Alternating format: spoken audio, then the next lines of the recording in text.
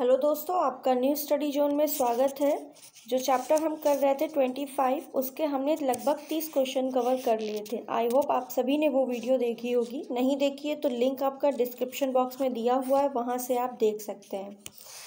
तो आज की वीडियो में हम क्वेश्चन नंबर 31 से शुरू करेंगे।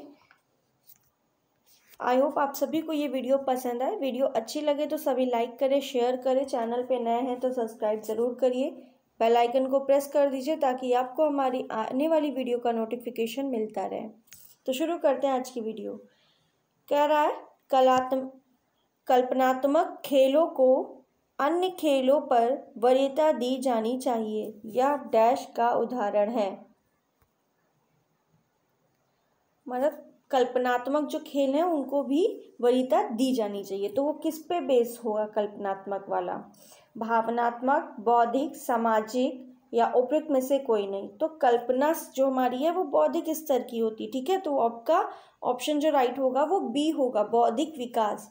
बौद्धिक विकास में एक बच्चा वस्तुओं को रंग, आकृति, आकार को पहचान सकता है, साथ उसकी कल्पना भी विकसित होती है और वह उसके चारों ओर की वस्तुओं के बारे में जानना चाहता है और इसलिए वह इसके बारे में प्रश्न पूछता है।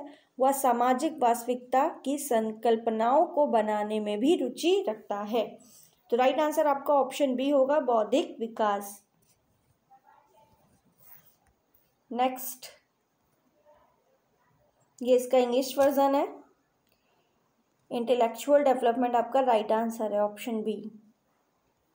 Next 32 number question. पाठ्यक्रम विकास के लिए राष्ट्रीय पाठ्यक्रम ढांचा 2005 द्वारा संस्तुत दिशा निर्देशक सिद्धांत निम्नलिखित में से कौन सा एक नहीं है?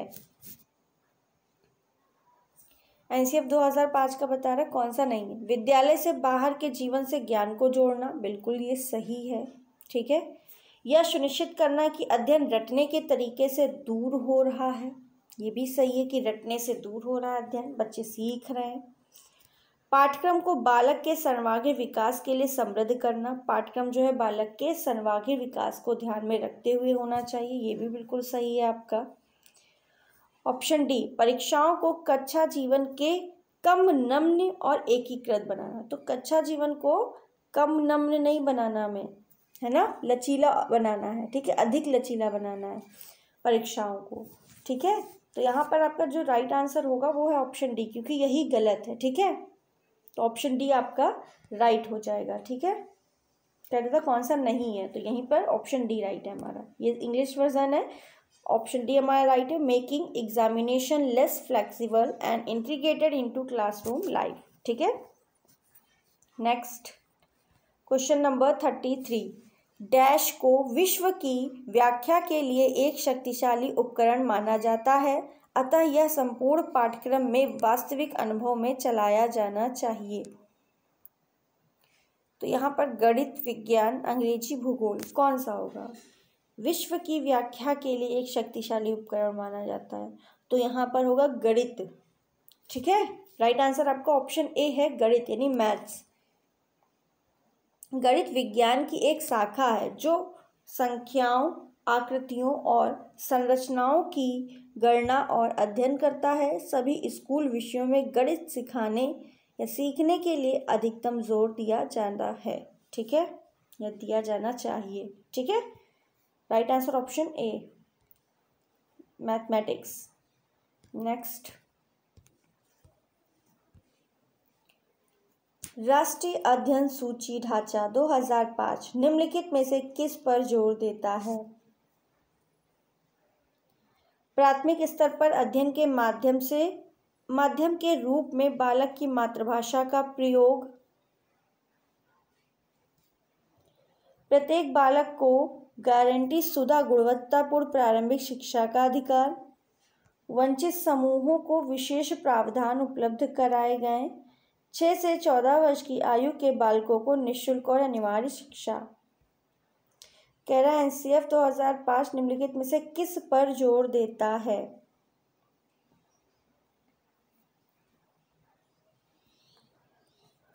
ठीक है, तो यहाँ पर जो राइट आंसर है वो है आपका प्राथमिक स्तर पर अध्ययन के माध्यम के रूप में बालक की मातृभाषा का प्रयोग, ठीक है, ये सुनिश्चित करता है। बाकी 6 से 14 वर्ष की आयु बालकों को निःशुल्क और अनिवार्य शिक्षा, ये कौन बताता है? ये तो RT 2009 बताता है, ठीक है। तो NCF का जो बात है, अर्थ पाठचर्या रूपरेखा 2005, ये आपका राइट आंसर ऑप्शन ए है कि प्राथमिक स्तर पर अध्ययन के माध्यम के रूप में बालकों की जो मातृभाषा का प्रयोग किया जाए, ठीक है। NCF निर्देश के माध्यम के रूप में मातृभाषा पर बल देने के साथ 3 भाषा सूत्र को लागू करने पर बल देता है। यह हर विषय के अभिन्न अंग के रूप में भाषा पर केंद्रित है, क्योंकि पठन, लेखन, श्रवण और भाषण सभी पाठ्यक्रम क्षेत्रों में बच्चे की प्रगति में योगदान देते हैं और इस प्रकार अधिगम का आधार बनता है। तो राइट आंसर ऑप्शन ए है यहाँ पर। नेक्स्ट 35, पाठ्यचर्या सर्वोत्तम रूप से डैश के रूप में व्याख्यांकित है।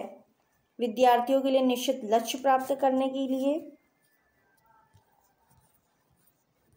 सारे ऑप्शन देख के हम बताएंगे, है ना। प्रक्रिया का मूल्यांकन करने वाले शिक्षक, ज्ञान का एक निकाय जिसका प्रबंध करना है, या उक्त सभी। तो बिल्कुल सभी। क्वेश्चन क्या कह रहा था? पाठचर्या सर्वोत्तम रूप से सभी के रूप में व्याख्यांकित होता है, ठीक है। साहित्यिक क्रियाएं, सांस्कृतिक क्रियाएं, सृजनात्मक क्रियाएं, सामाजिक क्रियाएं, ये सभी जो हैं इसमें सम्मिलित हैं, ठीक है। राइट आंसर ऑप्शन डी है आपका, उपरोक्त सभी। नेक्स्ट क्वेश्चन नंबर 36, इनमें से कौन पाठ्यक्रम का वर्णन करता है? पाठ्यक्रम की रूपरेखा, उत्पाद, प्रस्तुत सभी कोर्स, प्रक्रिया। तो पाठ्यक्रम की रूपरेखा जो है वो पाठ्यक्रम का वर्णन करती है, ठीक है। पाठ्यक्रम है क्या? पाठ्यक्रम वह साधन है जिसके द्वारा शिक्षा व जीवन के लक्ष्यों की प्राप्ति होती है। यह अध्ययन का निश्चित एवं तर्कपूर्ण क्रम है जिसके माध्यम से शिक्षार्थी के व्यक्तित्व का विकास होता है तथा वह नवीन ज्ञान एवं अनुभव को ग्रहण करता है। तो राइट आंसर आपका ऑप्शन ए है, पाठ्यक्रम की रूपरेखा, the outlines of course. Next 37, विद्यालय प्रणाली में पढ़ाई गई सामग्री का पूर्ण समुच्चय डैश के रूप में जाना जाता है। कोर्स रूपरेखा, पाठ्यक्रम, उत्पाद, अध्ययन सूची। तो विद्यालय प्रणाली में पढ़ाई गई सामग्री का पूर्ण जो समुच्चय, उसको ही हम क्या बोलते हैं? पाठ्यक्रम बोलते हैं, है ना। वही क्या है? पाठ्यक्रम है। तो ऑप्शन बी आपका राइट है, पाठ्यक्रम। Syllabus, the total collection of material to be taught in the school system is known as syllabus. 38 number question, संबंधित अन्योन्य क्रिया करने वाले भाग एक सा या एक आत्मनिर्भर अंतनिर्भर संपूर्ण का समूह बनाते हैं जो एक डैश है। प्रभाव, प्रणाली, कारण, मॉडल। तो यहाँ पर होगा वो क्या है? एक प्रणाली है, ठीक है। यह वस्तुओं का एक नियमित रूप से परस्पर क्रिया या स्वतंत्र समूह है जो एक एकीकृत पूर्ण का निर्माण करता है, या तत्वों की एक व्यवस्थित व्यवस्था है जो एक विशेष तरीके से काम करता है। तो यहाँ पर राइट हो जाएगा, प्रणाली है, ठीक है। System. Next and second last question 39, NCF 2005 के अनुसार शिक्षक की भूमिका एक डैश के रूप में होती है। तो NCF 2005 के अनुसार जो शिक्षक है वो क्या है? सुविधादाता है। क्या है? सुविधादाता है।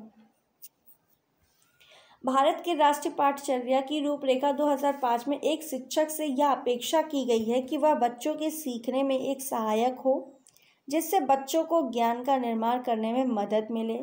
साथ ही शिक्षकों की भूमिका को शिक्षार्थियों को उनके सीखने में सक्रिय प्रतिभागियों के रूप में देखने के लिए माना जाता है, न कि ज्ञान के प्राप्तकर्ता के रूप में, ठीक है।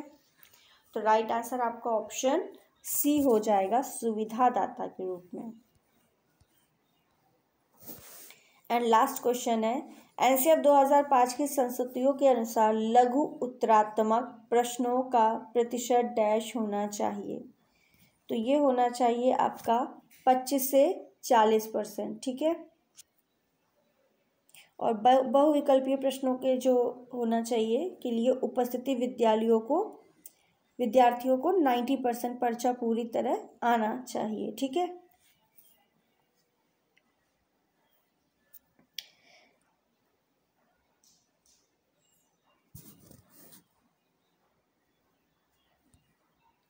तो यहाँ पर राइट आंसर हो जाएगा आपका according to NCF 2005 recommendation the percentage of short answer type question should be 25 to 40%, ठीक है। राइट आंसर आपका ऑप्शन बी है। आई होप आप सभी को ये वीडियो पसंद आई हो। वीडियो अच्छी लगी है तो सभी लाइक कर दे, शेयर कर दे। चैनल पे नए हैं तो सब्सक्राइब ज़रूर करिए, बेल आइकन को प्रेस कर दीजिए ताकि आपको हमारी आने वाली वीडियो का नोटिफिकेशन मिलता रहे। कुछ इशू है इसी वजह से वीडियो रेगुलर थोड़ा सा लेट हो पा रहा है, लेकिन टाइम पे आएगी वीडियो, ठीक है। आप सभी ऐसे ही वीडियो को देखते रहें। Thank you.